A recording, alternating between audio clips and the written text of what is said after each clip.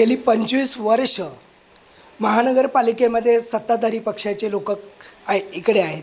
त्यांचं सरकार आहेत, महानगरपालिकेत महापौर आहेत. तरीसुद्धा ह्या गावाची अवस्था इतकी बिकट करून ठेवलेली आहेत. पतपत नाहीत, गटारं नाहीत, सेवरेज लाईन आहेत.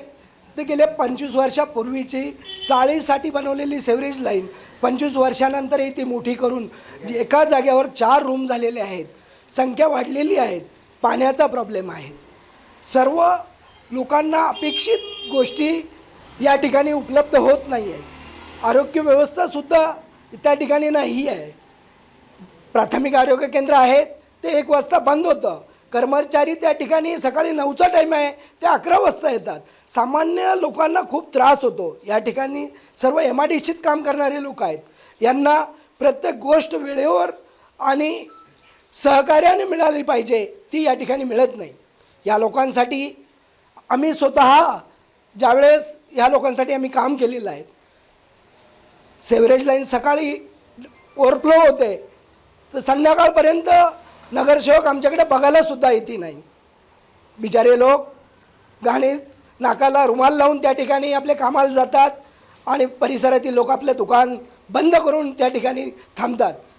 तरी महानगरपालिकेचे कर्मचारी त्या ठिकाणी येत नाही आणि कुठल्याही प्रकारचं नगरसेवकाला या ठिकाणच्या जनतेशी घेणं देणं नाही आहे.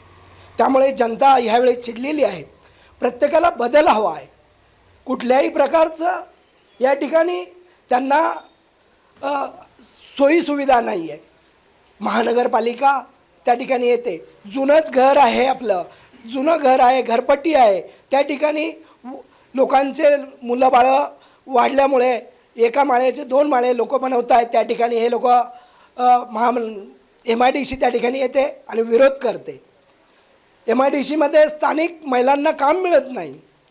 त्या ठिकाणी परिसरातील लोक येऊन यांच्या माध्यमातून काम होतं, पण इथल्या महिलांना काम मिळत नाही. का तर तुम्ही पाहुण्या गावच्या आहात, त्यांनामुळे तुम्हाला काम मिळणार नाही.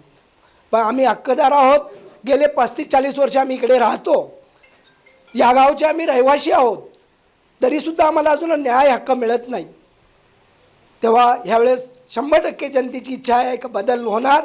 एक सुशिक्षित उमेदवार आम्हाला यावेळेस मिळाला आहे की तो आमच्या जनतेसाठी काम करेल.